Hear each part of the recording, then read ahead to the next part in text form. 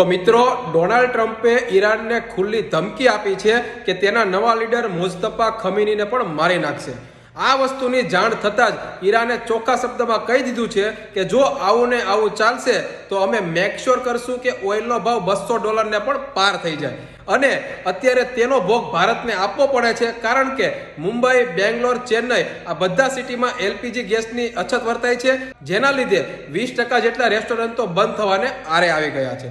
અને તમને શું લાગે છે, ડોનાલ્ડ ટ્રમ્પે આ યુદ્ધને રોકવાની કોશિશ નહીં કરી હોય? તેણે ઘણા પ્રયત્નો કર્યા, પણ ઈરાને ચોખ્ખા શબ્દમાં ના પાડી દીધી અને સાથે એમ પણ કહ્યું છે કે સીઝ ફાયર તો થશે, પણ અમારા નિયમ મુજબ.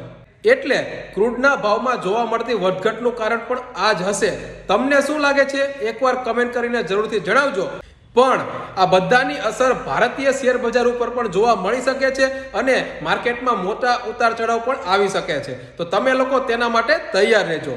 બાકી માર્કેટની આવી જ અવનવી અપડેટ અને ઇન્વેસ્ટમેન્ટ આઈડિયા માટે અમારી સાથે જોડાયેલા રહેજો. પેજને ફોલો કરી દેજો, રીલને શેર અને લાઈક કરવાનું ભૂલતા નહીં.